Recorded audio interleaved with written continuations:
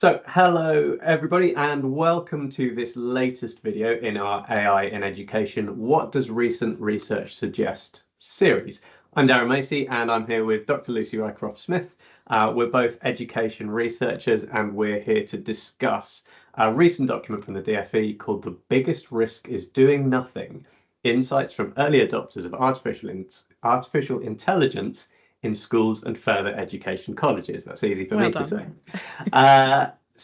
This is a relatively recent, let's call it a report, that is on the governance website under research and analysis, and has been conducted by Ofsted or in partnership with Ofsted. So I guess the first and most important question for you, Lucy, and we'll get straight into things, is this research? What a great question, Darren. It's almost like I asked you to ask me that. I think this is a great example of lots of misconceptions about what research is and isn't. And it's really important for me to say that I have a doctorate, I'm an education researcher. I am not the arbiter of what is and isn't research. And if for those people who are unfamiliar, my research is on research, which is a ridiculous thing to do. I appreciate this. Research all the way down. Right. And so I do have some expertise in this. I'm not saying I don't know anything, but also what counts as research is such a big and important question that, you know, my opinion, my judgment on this is not the only one available. But one of the things that we try to think about in terms of conducting research is inquiry into something in a systematic way that might be replicable. It's not always replicable, but we try to make it replicable in important ways where the methods that we use are sound and clearly described and the conclusions follow from those methods, right? This is a sort of a very vague description, but that's what I would say research is. And then you've got good research, which, by the way, is a subset of research. Plenty of bad research around. And again, you know, this is Lucy's opinion at this point, but this is informed by my own research. And the thing that makes research. Yeah, the thing that makes research good is that, first of all, it's accessible and usable, in my opinion, and this is quite controversial. Not everybody would agree with me. But secondly, that the way that the questions, so there should be research questions, the way that the questions are framed, then the methods are used, and then the conclusions are drawn, all just follows logically. And you shouldn't need to be a researcher in order to make that judgment. I should be able to tell you about a research paper and say they tried to find this out, they used this general idea to do it, and they found this. And maybe at the end, they also kind of suggested this about their conclusions. And, you know, even as a person who doesn't have a lot of familiarity with research, and especially as a person who's in education, that should be something that kind of makes sense to you. You shouldn't be left with really big questions like, well, if they were trying to find out this, why did they do that? And this fails that sniff test for me almost immediately. And then there's the other part of it, which is before you ask those questions, you should also review what's been done before. This tends to be quite an important part of research, because otherwise we'd all just be doing the same research and never moving forward with it. So if you haven't reviewed what's out there already, what other people have done, you can't place your own research within that context, and you also can't build on other people's ideas in important ways. And so this report does have a literature review section where it does review other people's work, but I think it does that in a way that doesn't meet my own scholarly standards, and we can talk about that as well. So in response to your question, is this research? It looks like research, it quacks like research, but it doesn't smell like research. It is a research-shaped object. Yeah, which is a framing that we interestingly we use quite a lot when we talk about AI answers of things, of like an answer-shaped object as produced by AI.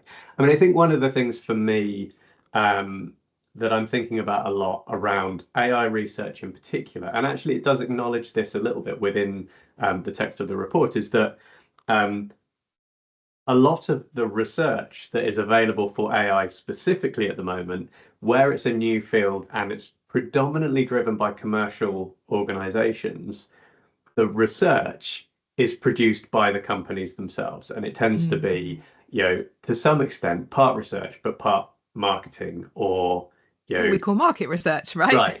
Right. But not presented in a way of kind of consumer research sort of thing, but as a like this is some research we've done about how great our product is and how it passes all of these tests, or how it can be used, how it may be used to do all sorts of things where May does a lot of heavy lifting. And so it feels to me that there's a really important role at the moment for good research, credible research, to distinguish itself somehow from that more hype-based, vibes-based sort of research that's coming from within the industry, and also advocates of this new technology. And that's where I have some issues with this particular report as a piece of research, because it feels very much like the vibe is established at the start, and the perspective it takes on this technology is kind of ingrained, and it's a document to convince more than to enlighten. And we should trouble that, right? Because again, as a researcher on research, all research is supposed to persuade and convince me in some way. It's just that you should be transparent about how you do it, so I am able to receive and maybe come to different conclusions if I so choose. I have enough information to do that.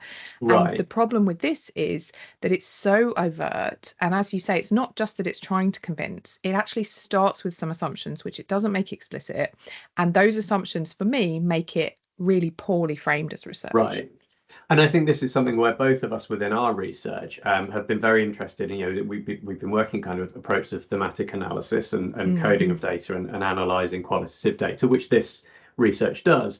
But we've both taken an approach where we've used specifically reflexive methods, where we're thinking about how our positionality as researchers, our perspectives as researchers doing that coding and doing that analysis inform the conclusions we make, and how important it is to really be transparent about what that positionality is and how it impacts the ideas that you're communicating, or the perspective you take. And I feel with this, I think you can infer the positionality of the researchers in terms of what they think about you, or how they've been commissioned to frame this potentially. How they've been commissioned to think was something that you nearly said there. Nearly said, but not. It's not actually acknowledged in the way it's written. That's what this is for. I want to give a. Sorry, I just want to pick up on one point there, which is, I don't know if you found this, but I was unable to find the names of the researchers who did this research. This was a definite red flag for me. That if we're going to call it research, tell me who did it. Because Ofsted producing it, that could be anything. That could be one person, it could be a large team, it could be that they've commissioned academic researchers to do it on their behalf. I know some information. All I can tell from reading this as thoroughly as I can, and this was very interesting, was that the people who conducted the interviews, so we should say that interviews were conducted and then that data was analysed. The people who conducted the interviews, according to this report, were inspectors, Ofsted inspectors. The people who analysed those interviews were researchers. That's all we know. And firstly, as you said, we don't know the names of any of these people, which is very unusual in research. There's no reason why you would do that. It's highly irregular, not just because we need to play this credibility theatre game of like, that person's a really good researcher and we believe them, but it's just about having that transparency and accountability. But also, we would normally do it so that we can follow up, we can ask them questions. Like, we would love to have them on this channel, for example, and talk to them about this. This shouldn't be the case that we're just sort of critiquing unnamed people. They should have a face and a name so they can be accountable for that. But the other thing I wanted to mention there, and this is kind of getting into the method, so sorry if I'm getting ahead of myself, is how unusual that is for one set of people to conduct interviews and someone else to do the analysis of those. That's a decision, right? It would be normal for the same person or set of people to do those two tasks because they're really importantly intertwined. Or to have a specific acknowledgement of why that decision was made and how what the potential issues with that were and how they were then mitigated as part of the methodological approach. As a teacher or a school leader, if I'm being interviewed by Darren Macey, researcher at the University of Cambridge. I come to that with some expectations. If I'm being interviewed by I was nearly said her, His Majesty's Inspector Darren Macey, senior Ofsted, executive, whatever. Hang on, Right. that's a different framing of that interview, isn't it? Right. And particularly when you're also talking about this is potentially school leaders talking to Ofsted inspectors. There's all sorts of interesting things about power and dynamics within Right. that might come out in what's then said and what's not said, how people self-censor, how people frame what they're saying in terms of their expectations. I think the other thing that's worth saying on this as well, along with the names of them, is of course this is essentially an internally produced by an inspectorate, by government inspector's office, effectively for the government, and published on the government website. There isn't a peer review process within this. There isn't a transparent process of questioning before publication of those methods. And that is when we talk about, is this research? Well, I think we would all say that there are definite flaws in the peer review process that have been widely talked about, but it is an important part of the research process, and the fact that that's missing. I would say that we know of. You say it hasn't been through that process, right? And it's the outcome is the same. If we don't know there's been a process, we can't feel confident in its results. But they don't really say much. They do say validated in a couple of places, but I don't know what that means. But we don't know what that means. Yeah. So just to come back to this thing about the title, first, we've been talking for 15 minutes and we've got to the title. But I just want to share this on the screen, because I think the title itself immediately, it's inflammatory, Darren. I'm going to use that word. Right. So this is, they've taken a direct quote from one of the people that they interviewed as part of their work. They've used this quote: "The biggest risk is doing nothing." Now, for me, there's an immediate framing there, right from the time you pick up this report, that okay, you should be doing something. And there is a benevolent way of reading that, which is, you can't bury your head in the sand and ignore the existence of AI. There is a more coercive way of reading that, which is that you should be picking up AI and doing something with it. You should be embedding it. And I will just mention in that language there, when you're saying you should be picking up AI, suggests that kind of pull model where I need to go out and find this tool and then get the tool and take it home and learn how to use it. And then you said embedding, which is the other end, right? So that's where it's actually being put into the technologies that teachers are already using, and they're not having to go out and seek anything at all. It's it's already insidious and embedded, right? So those are actually two different ways of thinking about it. Right. And I thought what might be interesting is to take the title and use a different quote that's in the report and see how that changes how we feel. So I just picked one at random, and there were loads of different ones I could have chosen. This one came from the Lit Review, because I always think it's interesting in the slight lack of balance between what it says in the executive summaries and the Lit Review, and then the actual results in these documents, which we might talk about a bit more. But how does this change how you might read the report? So an illusion of learning is lovely. Right. Where pupils and learners produce more but understand less. That is just a completely different report, isn't it? Right. And this isn't something that I've picked from elsewhere. This is in the report. And I should say, particularly when I read through the literature review and some of the kind of response paragraphs, if you like, to the bits of analysis, there are some really good things in there that are, I think are framing things well, that are pulling out some important issues. It's just they don't make it into the executive summary, which, let's be honest, are the things that most people are going to read. How many people are going to have time to read the real detail of what is a reasonably long report if you're a busy teacher or yes, I want to pick up on that, because the significance of a title in a research paper, I mean, it's big, right?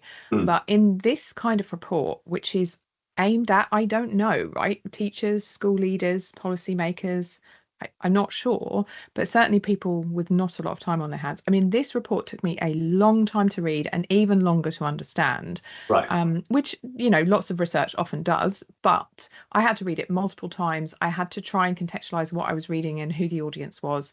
And I'm almost certain that your average teacher who is thinking about going back to school in September and, you know, going to be facing these issues will not have time to read this whole report, and definitely won't have time to kind of follow the links, do some interrogation. And so, yeah, they're reading the executive summary. They're definitely looking at the title. Yeah. Yeah. And as you said, look at the difference there in the quote that you use. I mean, I'm reminded, I've just been through peer review of one of my papers where I did this method, where I used a kind of analysis of things that people said. And I chose, as many people do, to use a quote in the title. And I was picked up on it very heavily in peer review. Both of the people who reviewed my paper said, what you've said in the quote is not central to what you found. It's fun, it's interesting, it sheds light on the paper, but it's not central, and you can't use it because people assume that the title is basically what did you find. Right. Okay, let's move things on from the titles now. We're however long into this as we are. So okay, another key thing of research, we've touched on this a little bit, is the kind of the methodology, the approach, how the data is collected, those kind of things. Do you have any thoughts in that kind of space? I've got one thought and one bombshell, and I've already told you my thought, I think.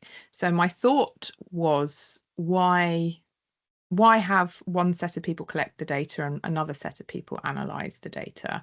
And as you said, without explanation. It's not that you would never do it, but what's the explanation for doing that? Yeah. And I can't help but at the moment think, well, it was intended to intimidate people on some level. I don't know what another explanation would be. Maybe that's a very unkind way of framing it, but I would really feel a certain way about, you know, an Ofsted inspector interviewing me as a teacher. I have felt a certain way. So that's one thought. And then my bombshell, I'll pop it on the screen so that we can all look at it. I don't know if you picked this up. I'm going to see if you did. So the top one is the note that I made. I was highlighting who carried out the interviews. The bottom highlight, we carried out the research in line with Ofsted's research ethics policy. Very interesting. I would love to see that policy, because institutions or organisations like Ofsted don't tend to have their own ethics policy. It's sort of more of a university thing, or something like British Educational Research Association. I can see you reading ahead and grinning. It was approved by our research ethics committee. Great. All participants gave us their full consent. Also great. We used AI to produce a structure, an early first draft of the literature review. Did you see that? I didn't. No. Right. I missed that because it's buried. Yeah. So and they go on to say this was human checked. The people working on it rewrote that draft, edited that draft, all good things that they tell us to do. But I'm something of an expert on using AI to synthesize literature, and I use the current tools that are out, and I try and keep abreast with what's going on. And I'm very interested in it. And I would say I'm not, you know, opposed to the idea. But what I can tell you is it's an incredibly poor way to do a literature review across the board. Doesn't matter what tool you use. Everything that's available at the moment is terrible at doing that process. And I wholeheartedly say do not do it.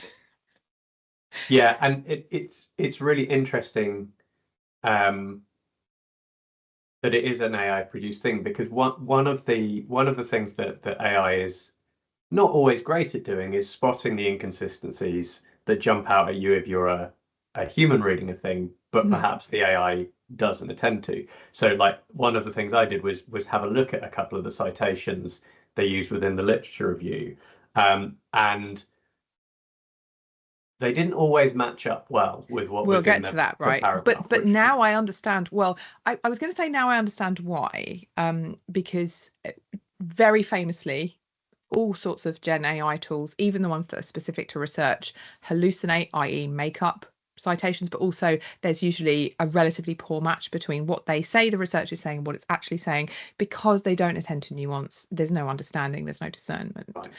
But I will also say, having read a lot of reports produced by Ofsted, the Department for Education, and it's not just in England, lots of government agencies do this. There is often a poor match between the things they say the research is saying and what the actual research is saying. That's not new. Yeah. So that's my bombshell. And I think it's worth considering why they did it, why they were happy to share it.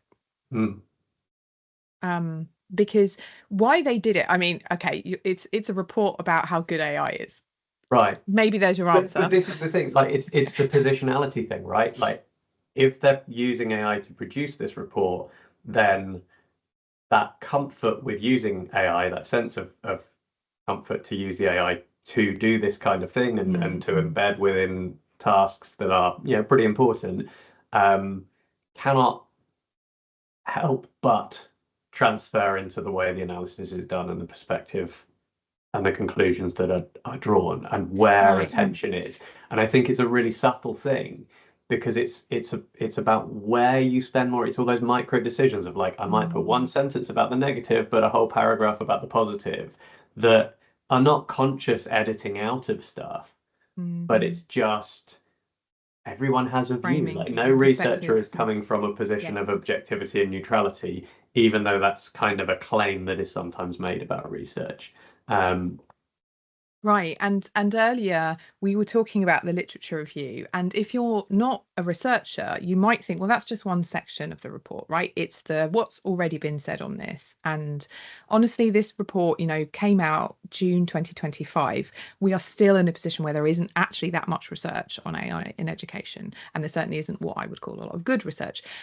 But the literature review is not a standalone part of any study, any piece of research, any report. And they note it even in here. It absolutely frames the questions you ask, how you ask them, and your analysis. It's totally key, to the extent where, if you had a report that didn't have a literature review, I wouldn't trust it at all. But also, I wouldn't know anything about where the researchers are coming from and how they're positioning their findings within a wider context. Because ultimately, they've asked a handful of people here. And that's true of loads of research. I'm not critiquing, the number of people that were involved in this. It's very difficult to do massive scale research, and most people don't do it. And they admit that this is a small scale explorative study. Nothing wrong with doing that at all. The problem is if you only use sort of a small sample of people, then what you really, really need to do is be clear about the context in which those people are working, but also the wider research context of what have we found already. Because ultimately, broadly, you're saying either this agrees with what's happened previously in these important ways, or actually this goes against the grain of what's been found previously in these important ways. And if you can't do that, then what you're doing is not well structured research. Yeah. And for me, those two sections, the literature review and then the analysis of the interviews, they felt quite disconnected from each other. Like you say, they claim that they used the literature review to inform the questions, but in my reading of that literature review, there were a lot of interesting issues with AI that were brought up, not least, the little quote that I used there in the title that said about the sort of the doing more but learning less. And I would have expected, therefore, like lots of the questions to be framed around those very specific challenges that have been identified. And what actually happens is they just say, a lot of these people weren't really thinking about the actual effects on the student learning, or they hadn't really decided yet, or they didn't really have a way to measure the impact on the students, which is another thing that we could come back to later. It didn't really enlighten, it didn't really build on what was in the literature review in any meaningful way for me. But that's partly because what you've just said is talking about essentially negatives, challenges, risks, limitations, and that was almost completely omitted from the literature review. That's your problem. It's because they didn't write about that at the beginning, which they absolutely should have done. I do want to bring in my bombshell. Oh yes, if you like. Go ahead. I mean, not really bombshell, because they do acknowledge this very clearly in the opening section, and I think it's a really good thing that they do. But it does make it very difficult to think about how this report might be generalised. Maybe just a nice little Catherine wheel then. Let us go on screen. This sentence. Now. I mean, it's funny, but it's not funny. I do not want to cast aspersions about people in leadership and management positions compared to people on the ground and people on the receiving end of these things. I do feel it is highly problematic not to have talked to the people in the classrooms and not to have talked to the pupils and learners in producing something that talks about the biggest risk is doing nothing and kind of has the positive spin on things here. There is a power dynamic we've already talked about between a school leader talking to an Ofsted inspector. We've also got the general just power dynamics of, school leaders want to put the best spin on their schools as possible. Leaders are not right. Leaders are not always aware, and again, I don't want to generalize particularly, but leaders are not always aware really of what's going on in detail. People are not necessarily empowered when the school leader is an AI advocate and wants to be at the forefront of this and be an early adopter. Potentially teachers, pupils, parents, learners are not empowered to push back too much against that. I'm going to disagree with you a little bit, because I've been thinking about this report, and it's got another part from the title that's worth thinking about is it's just called Insights. And it's called Insights from Early Adopters, a phrase which is, a very loaded phrase of artificial intelligence in schools and further education colleges. I think it would be very reasonable not to talk to parents and pupils for this specific report, not because it's not important, but because this is a very bounded piece of research and you can't do everything. I do think it's heinous they didn't talk to teachers. I agree with that part. Yes, I guess I want to know that bit's going to happen. Like if this is being used to drive policy decisions, then that bit needs to be happening. And it begs the question. In the title, we have the biggest risk is doing nothing. The biggest risk to whom? Right. Okay. Let's push things on to the next bit. We've talked a little bit about this, but there was some. So for me, framing is an issue in this report throughout, and I've just picked up a few examples of the way the framing is done that feels, I don't know, it feels sometimes a bit coercive to me. It's a bit, there's sort of gaslighty is a strong term, but it's always also not a real word. Right. Things are framed in a way that makes caution a negative, I think is my sense. Yeah, that's really well put. Yeah, and again, not necessarily consciously, but it's about this researcher positionality thing that I think runs through this. So this was one example. So they talk about decisions to use technology are influenced by what teachers believe about its benefits and how confident they are. In the case of AI, these beliefs are more complex because of teachers' specific fears and misconceptions. And it sort of puts me in mind of the thing we had with COVID, of like people having fears of COVID, fear to go back into the office, fears and they're legitimate worries about these things. They're legitimate issues and cautions that people should be bringing. Yeah, and separating there's an issue which people are worried about. Well, they just need to stop being worried about it. Right. That isn't a solution to a problem where people are worried about something very real, very risky, and as you say, legitimate. Right. And say the fact that it's a fear or a misconception rather than because their assessment of the risks, for example, which might be a more neutral way of saying it. So that was one. Also, I want to know what those misconceptions are. What are the misconceptions? What is it that teachers are thinking about AI that isn't true? Because I'll be honest, I think they're probably all conceptions. Right. Exactly that. So that was one.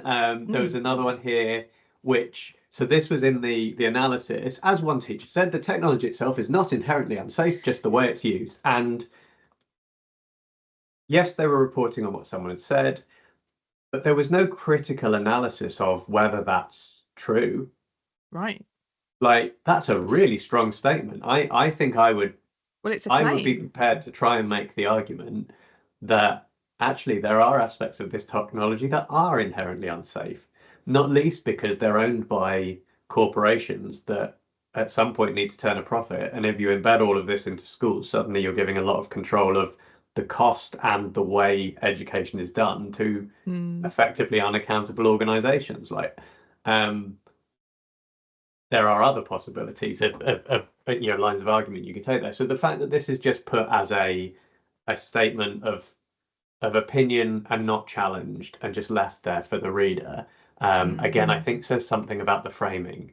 I think in this report, if a teacher had said, we've used AI for a bit and we've decided it's the worst thing in the world, there would have been some critical analysis of that statement. Yes, and that comes back to, as we talked about, research methods. So when you collect lots of people's thoughts, ideas, feelings, opinions, whatever it is, in interviews, and you analyze them, you don't just say, well, some people liked AI and here's what they said. Well, some people didn't, and here's what, like, that's, a very poor way to do that method. There's layers of analysis. It takes ages. You code the data, you find themes, and what you're trying to do ultimately is be critical at every stage. You're being critical of your own self as you're doing it. You're critical of the data. You are asking questions of the data. You're thinking about not just what did they say, but how does this fit into the themes from the literature review, the wider research ideas? And for example, this could have been analysed as a misconception. Right.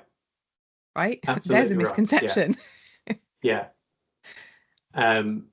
Right, and it feels a little bit that sort of, it's almost like the common criticism of the BBC reporting on climate change, of like they say, like, well, this person says that climate change is bad, and this person says, hey, climate change, don't worry about it. Who could possibly know? Now the weather. Yes, that's a good one. But yeah, so again, it's this sort of uncritical, like, repeating of things was a thing, and then the other have a quick thought on that. Going back to the technology itself is not inherently unsafe. I know this isn't necessarily about that, but that is a claim being made here. And if you're going to repeat things as they do, just in quotes without interrogation, then they become a claim. I've been thinking about the idea that the technology is safe or unsafe, and the parallels we have in history, because this is actually a big part of this report, how AI is just another form of technology. And some of the parallels for me of this particular technology are things like leaded petrol, right? Things like cigarette smoking, where at the beginning we have this hype and fertilizers. Right, asbestos, right? And we've got people saying, look at this new wonder thing. It's really cool. We can use it for all of these things. And people say, great. And there's a lack of research at the beginning for great reasons, maybe because, the thing's being produced quicker than we can research it, or for bad reasons, because actually we have some concerns about it and we're not going to look too hard at those things. But whatever happens, we've got this adoption ahead of clear guidelines and research. And honestly, all of the examples we're talking about, it's taken decades to note and undo the damage. Yeah. And that is an excellent time to go on to the next quote from the report that I wanted to use, because I think there is a huge issue with ethics around what's going on in schools, what this is kind of encouraging, that for me stands out in the report specifically. And the language of these people who are early adopters and who are encouraged to be early adopters, but also just the wider DfE guidance. So we've talked about people picking this up. So there's this language in there of entrepreneurialism, of innovation, and it's explicitly put here. Like I found this incredibly problematic when you think about this is the education of students we're talking about. These is children and young people that are having an appetite for risk, being the way innovation is framed. Like, I don't want people with an appetite for risk around students. And we should also say this is about degrees of risk. So to come back on you, I don't want a person with an appetite for risk, right? I'm a parent of children. They've been through the school system, are still in it to some extent. I love a teacher who says, this year we're going to slightly throw out the curriculum for a bit and we're going to do this interdisciplinary project on, and then it's something that's really important to the community. So like, we're in a coastal area, we're going to talk about beaches, and we're going to talk about, all of the ways currently that beaches and pollution interact for a couple of weeks. We're going to really get into it. Like, that appetite for risk, I love that. Not everybody does, but that's this much risk, right? In terms of those students, their outcomes, their learning, possible harms, it's tiny. what we're talking about here is this much risk, and as you say, it being presented as this amazing, positive, cool thing. Right. Whereas as researchers, we get told, for example, if we want to do a study involving real students, there's so many layers of ethics to that. Like, you have to be very sure that you're not doing a thing that places them in a situation where they're doing less learning, having more risk, and also being more vulnerable than business as usual, nothing. Right. And that's so important in research and completely disregarded here, where you say it's flipped on its head. Right. And all of those things, again, it's that quote that I put in as the alternative title, like doing more and learning less. And then it says in the report, these school leaders, they don't have good way. Most of them haven't figured out a way yet to track whether the students are getting any benefits from the AI. So how does that square with we're placing student safety right at the center when actually student safety is not just are they protected from some of the worst excesses of deep fakes and all that kind of thing, which is incredibly important, and I'm sure these schools have taken that kind of thing very seriously, but also the risk to their learning, the risk to their progress, the risk to the results that will have such an impact on their critical thinking, right, which is a big one for me. And it's a great example of something we've called the action gap, where you say something and then what you actually do is miles away from that. So we've placed pupil safety right at the center. If somebody said that to me in an interview, you can bet I would be saying, how? Tell me how. What does that look like? Right. It's just a thing you say, right? Otherwise. Right. And this is where, when I say, all that stuff in the literature review that identifies specific potential issues, like that's where I would be asking in this interview, like, okay, so what does pupil safety mean in the context of effects on critical thinking, on learning, on this, that, the other that came out of the literature review? What happens if a parent isn't sure that their child is safe in any sense, or is worried about this? How do you deal with those issues? Right. What's your process for informing students and parents about the use of AI and getting feedback on it? That's really important too. And I think this is a thing that goes beyond the report itself, but actually goes to the DFE's approach to AI in schools at the moment, which is there is a huge ethical conundrum at the heart of this new technology that we don't really know the effects, we don't really know the dangers, we don't know the long-term implications. As you say, if you start thinking about it in terms of asbestos and DDT and those kind of framings. Thalidomide, I've thought about recently as well. What are the ethics of that? Because great, let's take the optimistic approach that actually we're overly concerned about this stuff, and actually this is a revolution about to happen, and it's going to be great for everyone. Okay, in the best case scenario, this works out, but should we be taking a whole generation of students and hoping for the best case scenario when we don't really know? Like, that's an important question for me. And I really want to pick you up on a point there, which is we keep talking about student or pupil safety and no one is talking about teacher safety. Teacher safety, yeah. Where's the advocates for that? Because, on multiple levels, we know, for example, now from some evidence coming out that interaction with generative AI chatbots can have serious psychological harm. We also know it can do cognitive damage in the sense that we're outsourcing our thinking. We get lazier and lazier in the way that we interact with it, to the point where I'll check that lesson plan tomorrow. I don't have time. I'm ending up teaching something, A, that I'm not comfortable with, and B, that's outright wrong. Right. That's harm to teacher just as much as harm to students. Yeah, and again, this is one of the things that actually is slightly acknowledged within the report when you get down to the bottom, which is, some leaders were uncomfortable using it for kind of assessment within schools, because one of the concerns is that, if you're outsourcing marking and assessment of materials to AI tools, then the teachers aren't actually getting that in-depth insight into their individual students that they get from doing that marking work. However, long and painful and intrusive that marking workload is, it is actually giving teachers something that if you take it away and give it to the AI completely, then there's a potential harm there. Now, that's in the later section of the report, but it feels really important to me, because like so much of the narrative is about like, how do you reduce teachers' workload? Well, actually, marking is probably one of the big workload issues, and So it feels like it should be front and center as an issue raised. Like, here's maybe something where the insight says this isn't a good place for it. And it's not really there in that opening section, or not in a way that stood out to me. Yeah, I feel, again, this thing about research, like, because of this ethics, it feels to me that what should be happening here is the government shouldn't be just saying to Ofsted, oh, can you do us a report? They should be saying, we're going to create a pot of money, we're going to give it to the Education Endowment Foundation, whatever it is, but we want research institutions to be pitching studies on the use of AI, where there are proper institutional ethical controls, all those kind of things, to really get a deep understanding with rigorous methodology that's peer reviewed and that sort of thing. And that would be a real contribution to this use of AI in the space. Like, actually fund good research rather and in theory than they're doing that. I will say they have set up an agency that used to be called AI safety, is now called AI security, and in theory there are funds available to do that, and I think they're trying to do that.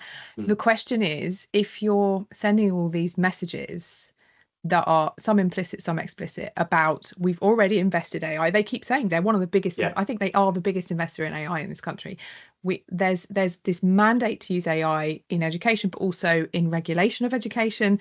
They're saying that Ofsted are going to be asking people about AI in their school. All of these messages are coming out. So not only as a teacher, but as a researcher, if then I'm pitching to do these studies, what am I expecting is going to be successful here? There's so much kind of a feedback loop going on. This becomes so problematic. Right. And is the funding available for critical analysis of AI and saying this is where you shouldn't use it, or is the funding available to say how you use it, which are two very different and we should say we don't know this, right? No. This is something that's unknown, but we're suggesting is a good idea. Okay, we need to kind of move things towards a conclusion, I guess. But I want to just mention something about the literature review, if I can, because we're being asked to sort of analyse this report and think about what does it offer. Is its headline and its findings kind of the same as the main body of the report? And one of the things that I mentioned earlier is I found the literature review to be poorly conducted, and I wanted to just give a quick example of that because I think this one's a really good example. It was actually quite similar to the point you were making earlier. It was a point that recurs throughout this, which is the idea that teachers just need to trust AI and be more comfortable with it. And they pull this out in the literature review in a way that I think is a great example, because in this case, the paper does not say what they're saying it says. And, I can't speak to every claim in the literature review because I haven't assessed every single one of them, but this was really easily found and there were more. So they say in the report, teachers' acceptance of AI is fundamental to its successful use. Evidence suggests that teachers need to trust AI and perceive its value before they are willing to incorporate it into their practice. I have a lot of problems with that sentence on its own, but the footnote that they use is this article here from 2020 about early childhood practitioners and their beliefs about digital media and technology. AI is not mentioned a single time in that article. So it is very misleading to use that to back up that claim. So I had, again, another example of this, which I haven't got a slide for, but was footnote 28, where there were two papers cited around the beneficial use of specifically AI chatbots and LLMs. And one of the papers cited was from 2005 and was a study into an intelligent tutoring system for physics used by the US Naval Academy. So long before, LLMs, obviously some kind of adaptive tutoring system. And certainly there were maybe some insight from that paper that is useful, but the way it was presented as being relevant to chatbots and LLMs was very definitely not. And then the second paper did tentatively say something that could be lifted from the paper that kind of aligned with what was being said, but also said very clearly in the paper, the problem with all of this is that we've used very little evidence because there's not much about, and most of it is produced by the people that are producing the tools. So there was a huge caveat of eligibility and generalizability and validity on their own findings, which did not make it into the reporting. So I think this is a thing that's potentially pretty and we have said this before, we absolutely don't expect teachers to have the time to even read this whole report, never mind investigate these claims. And one thing that I noted is what took me a lot of time in reading and analysing this report is it felt like something of a house of cards in terms of some of the references. So some of the references in the lit reviews are peer-reviewed research. Some of them are just links to an IBM web page, for example, which, all right, it's okay to do now and again, but not great when you're talking about a definition of AI hallucinations, which is in published research and it's easy to find. But many, many, many of the different footnotes here that reference other things are DFE publications, Ofsted publications, government publications, which is such a house of cards because I found myself chasing claims. There's a claim that it saves teachers time to use AI. There's a claim that AI is safe and effective in particular ways. There's a claim that teachers enjoy using AI in particular ways. There's a claim that, you know, a certain percentage of validity or reliability is achieved with AI in marking. And the more I chased, I went to one document, I found a link to a different document, I found a link to a third document. When I got to the bottom, it absolutely did not say that. And it was also DFE conducted research. So I should point out that if we're saying we have major issues with the ethics, the applicability and the methodology of what's going on here, we could perhaps at least assume that there might be some similar issues in other DFE publications. If it's all just a big reference loop where they're referencing each other, there is a big problem here with some claims that are clearly not being evidenced in ways that are substantive. Yeah. Okay. I think we could probably talk for another hour about bits and pieces. We could. But we should probably draw things to a close there. Is there anything that you haven't had a chance to say yet that you would like to say about this report? I think, as with many areas of research where people sort of do research-shaped objects, as you say, they create these research-shaped objects, but without the deep understanding of what research is, there's an over-claim here. And for example, one of the things that's said in the conclusion section of this report says that the report provides information on what people are currently doing in their schools and the barriers they have overcome to use AI in what they believe are safe and secure ways. And this is such a hallmark of AI research for me. You make a claim, for example, AI is safe. You dig into the report and it says the people who are currently using AI and really like it think that AI is safe. Yeah. Those two things couldn't be further apart in terms of research claims. And we have got an overabundance of research just like this, which just asks people what they think. I'm not saying that isn't good research or a good way to conduct research, but we've got so much of it at the moment that we absolutely need to move beyond that. So this is a kind of call to action. If you're a researcher, if you're a teacher, if you're working at the DFE or Ofsted, what we need is to stop asking people what they think about AI and start asking questions about the actual mechanisms, processes, harms, risks, and different ways that AI could be resisted as well as used. And I'm very tired of hearing that people believe it's great. Yeah. I know that. Yes. I think that is probably an excellent place for us to finish this this video with a call to action for what's come next. Yes, thank you very much everybody for listening in to what we had to say about this. We would love to hear what people think in the comments underneath. But that's it from me, Darren Macey, and from Dr. Lucy Rycroft-Smith. Thank you for watching. Goodbye.